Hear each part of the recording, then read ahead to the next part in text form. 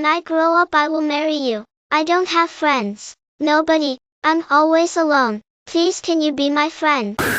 At 10 years, Chika watched her world collapse with the thunderous silence of grief. The villagers mourned her mother's death like they had lost a great king. She was kind, selfless, and shared whatever she had with others. Some of the villagers pitied Chika.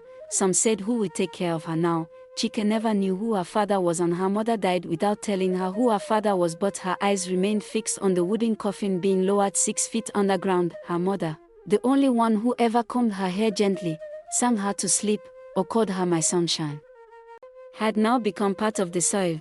But Chika didn't cry, not because she didn't feel pain, she did, but because grief had become a heavy stone lodged inside her chest, refusing to move. Her world didn't break apart, it shattered, like a calabash dropped from a rooftop. As the villagers left, Chika stood there alone in tears, looking at her mother's grave with flashes of all the good times they shared together running through her mind. She broke down in tears. It was at that moment the painful reality of her mother's death stared into the little girl's face, and what seemed like a dream was real life. Chika stood still, pressing her knees into the warm red dust. Her heart whispered a prayer it barely understood. Mama, if there's a way to come back, please come back. Or at least, don't let me be alone. But loneliness had already begun to follow her home. That night, after the burial, villagers had all gone to their homes. Then a voice crept through the dark compound. She can't stay alone. She's just 10. Her uncle said. We will have to take her with us. His wife. Azuka.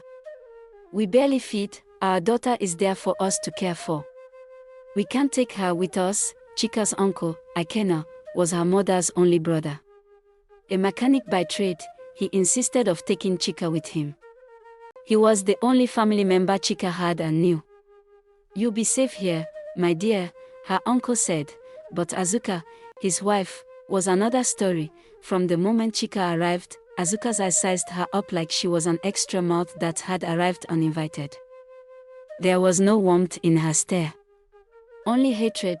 The small one-room extension they gave her had no curtain, just a woven mat and a wooden stool. The walls smelled of old smoke and dust. Gone were the lullabies, gone were the bedtime kisses and gentle songs. The next morning Chika woken by a loud voice calling her name. Chika! Chika! Wake up and come here! Became a chant that followed her like a curse. Whether she was plucking vegetables, scrubbing soot off pots, or sweeping the front yard, her name was never spoken with affection. It was a command. A whip. Her uncle worked long hours at the garage and returned home exhausted, with grease-stained clothes and silence in his eyes. Azuka ran the house. Chika learned quickly, she was a ghost. A living reminder of someone gone, and ghosts didn't complain. One morning, before even the cock crowed, Azuka's shrill voice stabbed the silence. Chika! Wake up! Fill all these pots before the sun touches your lazy head. Chika sat up slowly, rubbing her eyes. Her school uniform hung limp and dusty. She hadn't ironed it. There was no light the night before, but Mama Azuka. I'll be late for school. Please, let me do it after. A slap came out of nowhere. You this stubborn girl. You think this house is your mother's palace? She was already dragging the jerrycans out. Her slippers were broken, so she went barefoot. The path to the village stream was red and rough. Stones bit into her feet. The morning dew clung to her legs, while other children trotted to school with books and banter. Chika walked alone, feet aching, eyes dry, back bent under the weight of empty gallons.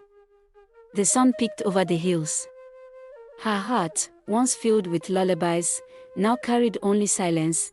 Days blurred into one another. Azuka gave Chika the same meal every day, cold gari soaked in water with barely any sugar. And even that was rationed like gold dust. If Chika asked for more, Azuka would slap her hard enough to make her ears ring, her voice sharp like cracked glass. You think this house is a charity? Azuka would bark. You think your mother fed people like this? Chika would swallow her hunger and her tears together. The nights were the hardest.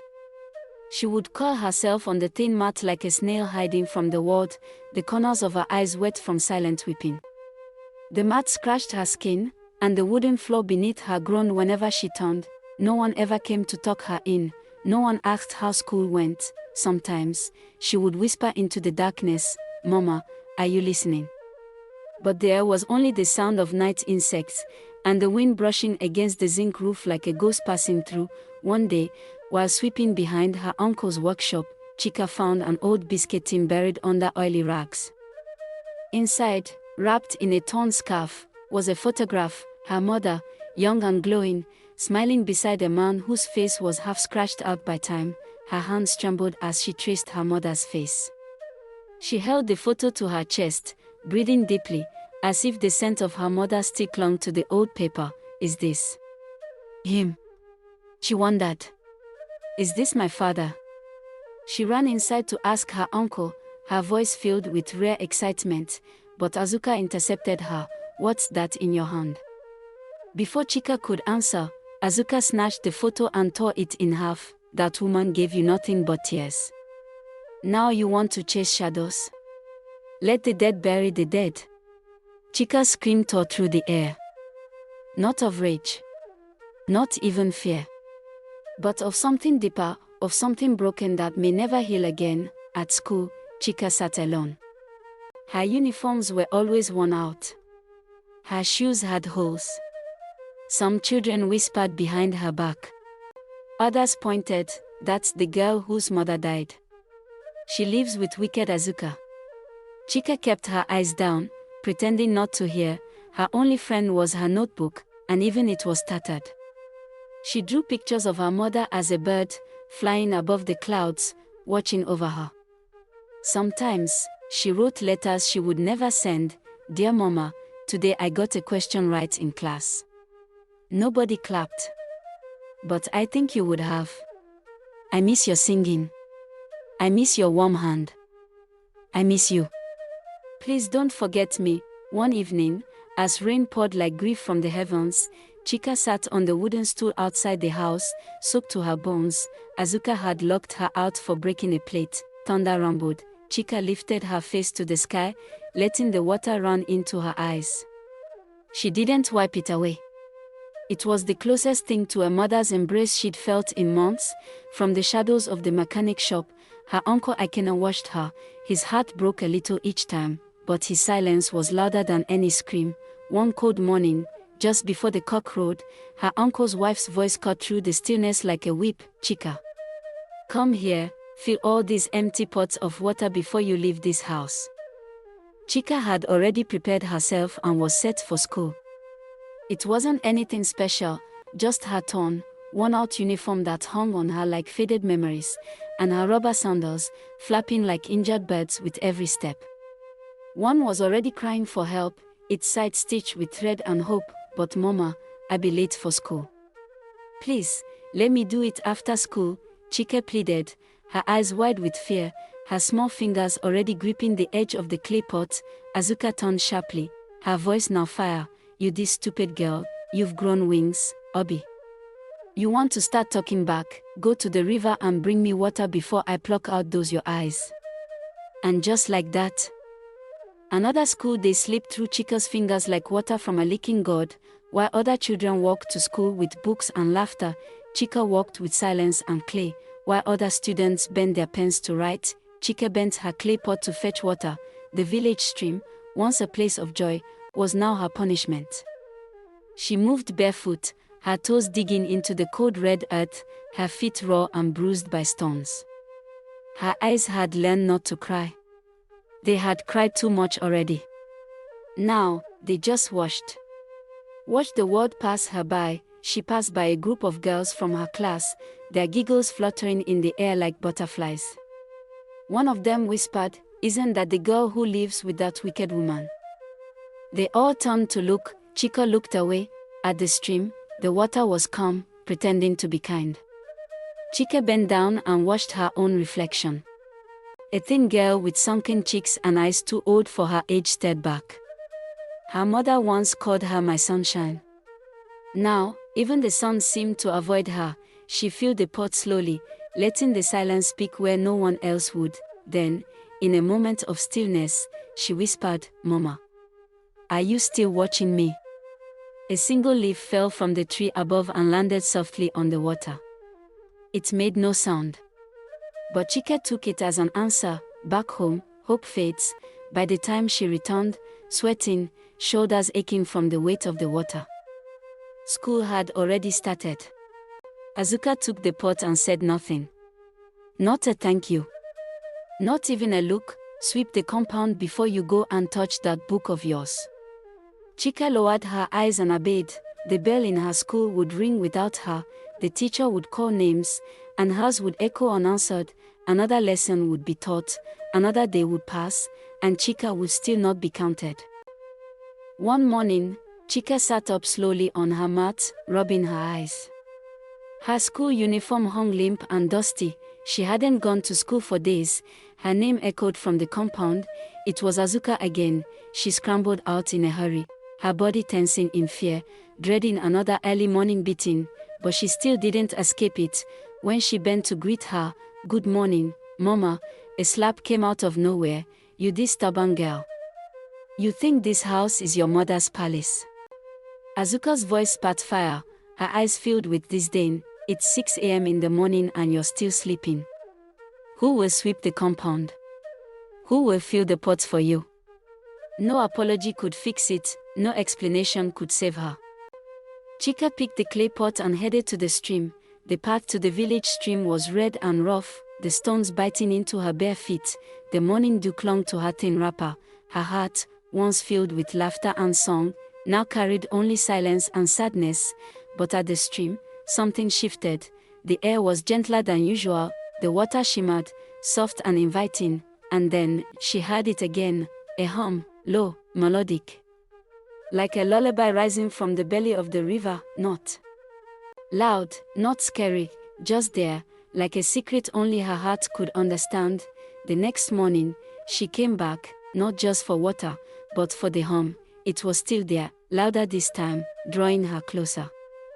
Then she saw it, a shape, just beneath the surface, a boy, or something like one, eyes like golden lanterns underwater, hair that floated like palm fronds, and where legs should be.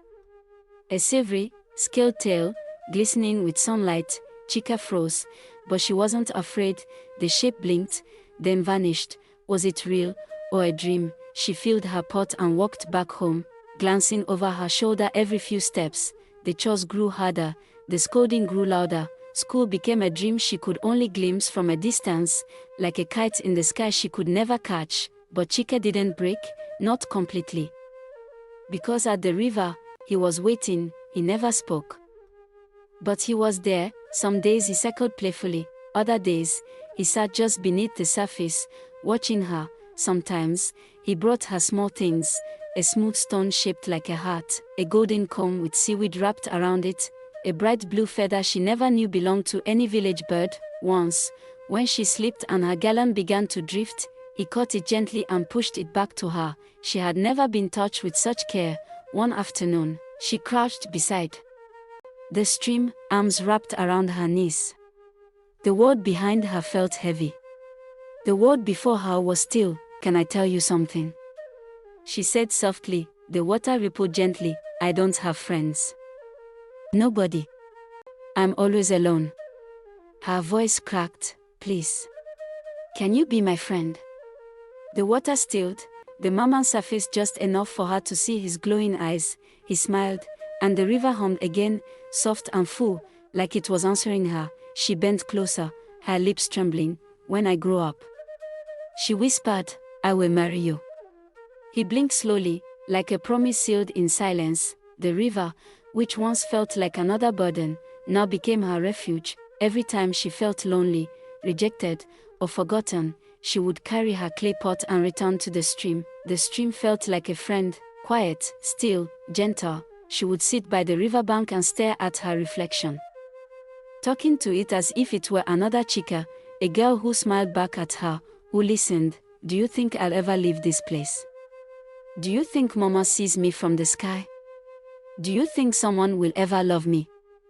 The water never answered with words, but it listened, and sometimes, that was enough. One fateful night, it had rained all night, not a violent storm, just a long, patient weeping from the sky, like the heavens had found Chika's sorrow and decided to cry too. She didn't sleep much.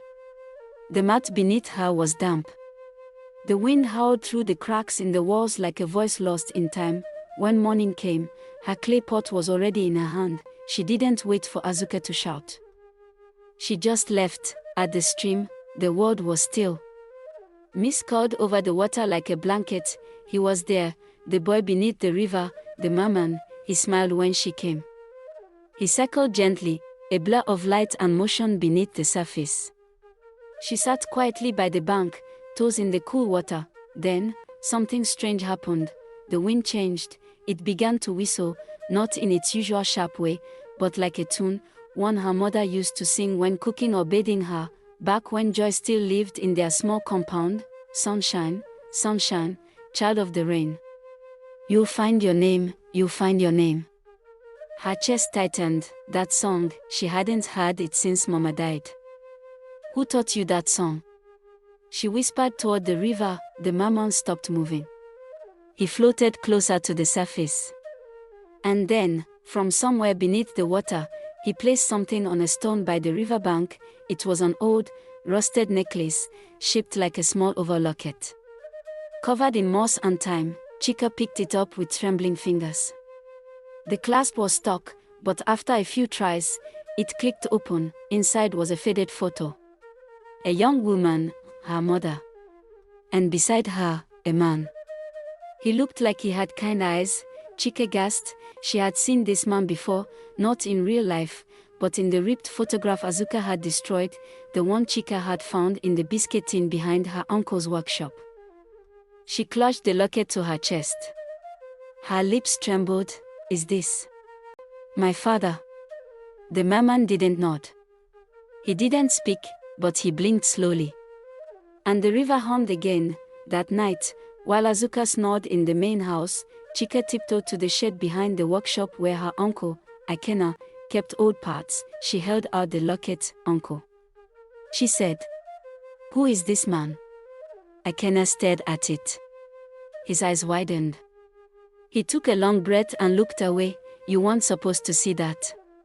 Chika stepped closer. Her voice shook. Is he my father? A long silence stretched. Finally, Akena sat down, his hands shaking. Yes, he whispered. His name was Obina. He was from this village and from a rich family. Your mother met him at a church retreat. They fell in love. But his family didn't approve of their relationship. They said your mother was below their class. They told her to forget him. But she couldn't. Not even when he left for the city. We never heard about him again. When your mother discovered she was pregnant with you, she tried to reach him, but she couldn't. She got angry and threw away the only memory she had left of him, which is this locket you now hold in your hand. Chika blinked through tears. Why didn't she tell me? She was going to, Akena said softly. But you were still small. And then she died. Uncle, where is my father now? Chika asked in tears. Uncle Akena pulled her into a hug, holding her tightly to calm her down. One afternoon, on her way back from the market on an errand Asuka had sent her during school hours, something unexpected happened. A black SUV stopped in front of her. The man inside stepped down and looked at her. Young girl, he said gently, why are you not in school? Chika bowed slightly. Good afternoon, uncle. I don't go to school. The man frowned. Why? Don't you like to go to school? I do, uncle, Chika replied in a calm voice. Where is your house? The man asked. Chika pointed ahead. There. I live with my uncle and his wife. Take me to your uncle. I need to speak to him about your school. Chika nodded and entered his car. They drove straight to her uncle's compound. When the man stepped down, Akena froze. His eyes widened in shock. Obina. He breathed. What brought you to my compound? Obina stared back in disbelief. They sat down quickly, the past rushing between them. Obina asked about Ikena's sister, Chika's mother. Ikena's voice was heavy as he explained everything. How his sister had loved Obina, how she carried his child, how she tried to reach him but was rejected by his family. And finally, how she died. Obina was shattered. His first love was gone. But then his eyes fell on Chika. His heart leapt, because in her face, he saw his own blood. Overcome, Obina pulled her into his arms and hugged her tightly, unwilling to let go. "She is my daughter," he whispered, tears falling. Obina turned to Ikena. "Please. Will you allow me to take her back with me to the city? She deserves better. She deserves a father's love." Ikena's voice trembled. "Obina, Chika is your daughter. I cannot deny your request. All I ask is, please, take care of her. She deserves to be loved." The day before they were to leave, Obina took Chika by the hand. Together with Ikena, they visited her mother's grave. Chika knelt by the red earth, her small hands touching the mound. "Mama," she whispered, "I found him. I found my father. I will never forget you." Her tears watered the earth, but her heart felt lighter. The next morning, Chika and her father left for the city. With hope and love guiding them, they began a new life, one filled with healing, laughter, and dreams. And so, at last, Chika found where she truly belonged. The end. Chika was full of joy as the car sped toward Lagos.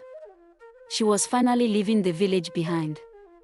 In her heart, she believed she was going to live a happy life with her father, but what awaited her in the city was bigger than the pain she had faced in the village. Obina, her father, was already married, and his wife was expecting a baby. When they arrived in Lagos, the city shone like paradise in Chika's eyes. The buildings were as tall as mountains, glittering lights filled the night, and cars raced past in every direction. Her small face pressed against the car window, eyes wide with wonder. They reached home late in the evening. A beautiful, heavily pregnant woman opened the door. Chika smiled brightly and greeted her politely. But the woman's reply was cold, her eyes narrowing. She quickly turned to Obina. "Who's she? Did you bring a nanny for us?" Chika didn't understand what a nanny was. She just kept smiling innocently. They all walked into the living room, but the warmth Chika had expected was not there. That night, as the house grew quiet, Chika lay on her bed. Through the thin walls, she overheard her father and his wife talking in the next room. The woman's voice was sharp and full of anger. "Why would you bring someone home without telling me? And now you say she's your daughter? You never told me you had a daughter. Please, I never bargained for this. She leaves, or I leave. You have to choose between us, me, your wife, or your village local daughter." Obina's voice trembled with desperation. "Please, honey, you have to understand. I can't choose between the two of you. I love you both. And I want us to be one happy family. Please, my love, you have to understand." Chika's heart broke into pieces. Silent tears rolled down her cheeks. She turned to the wall and pressed her face into her pillow. In the darkness, she whispered softly to herself, "Mama, please come and take me with you. No one likes me. No one wants me. I miss you, Mama." And with her small heart aching, Chika cried herself to sleep. The next morning in Lagos, Chika woke up early. The air smelled different from the village. There was no sound of roosters, no red earth beneath her feet. Instead, shiny tiles stretched across the house, and the hum of cars outside filled the streets. She was still hopeful. Maybe life would be better here. Maybe Mama was wrong about suffering. But when she entered the kitchen, her father's wife, Adeora, stood there, her pregnant belly wrapped in a silk gown. Adeora's eyes were cold as she watched Chika. "So, you're still here?" She sneered. "Listen well, little girl. This house is mine. Everything you see here belongs to me. Don't think for one second you're special because he calls you his daughter. You're nothing but a burden. If you want to stay here, you will walk. Chika lowered her eyes. Yes, Ma. That day, Edeora ordered her to wash piles of dishes, sweep the house, and scrub the bathroom floors until her small hands ached. When Chika finally sat down, Edeora snapped at her, "Get up. Lazy girl. Do you think food will serve itself? Cook rice for me." Chika had never used a gas cooker before. Her hands shook as she turned the knob. The flame burst out, and she screamed in fear. Edeora laughed mockingly. "Bush girl. From the village. You don't even know how to boil water properly. You will learn in this house. And if you burn my pot, you regret it." Days turned into weeks. Chika wanted to go to school. But Edeora refused. "School?" She laughed. "My husband will not waste money on a child who just appeared from the village. My own child, the one in my womb, will go to the best school in this city. You will stay home and work." Every day, Chika cooked, cleaned, washed clothes, and cared for Edeora as if she were her servant. If she made a mistake, Edeora slapped her or called her names. At night, when her father returned from work, Edeora would smile sweetly, acting as if nothing was wrong. And when Obina asked Chika, "How was your day, my daughter?" she would just nod and say, "Fine, Papa," hiding her tears, but alone in her small room, she whispered to her mother's memory again and again. "Mama, why did you leave me? Please, take me with you. I can't bear this anymore." Her suffering in the city had become heavier than what she faced in the village. It was a Friday morning when Obina called his daughter to the living room. "Chika, my daughter," he said softly, "I want us to visit your grandparents in the village, so I can introduce you to them." Chika's eyes lit up, not just because she was going to meet her grandparents, but because deep inside her heart, she longed to see her Merman friend again. The next morning, on Saturday, they left Lagos for the village. The journey was short, but to Chika, it felt like forever. She could not wait to feel the fresh air of the stream, to see the ripples of water, to meet the only friend who listened to her heart. When they arrived, she stepped out of the car, her feet itching to run straight to the river. But her grandmother stopped her. "Rest, my child. Tomorrow morning, you can fetch water." Chika obeyed, but sleep never came that night. She tossed on her mat, her heart beating fast with excitement. At dawn, she picked up a clay pot and hurried to the stream. The morning air was gentle, the water calm. She sat on the bank, staring at her reflection. Suddenly, the ripples shifted, and her Merman friend appeared before her. "Chika," he said warmly, "Merman." She cried, her eyes filling with tears.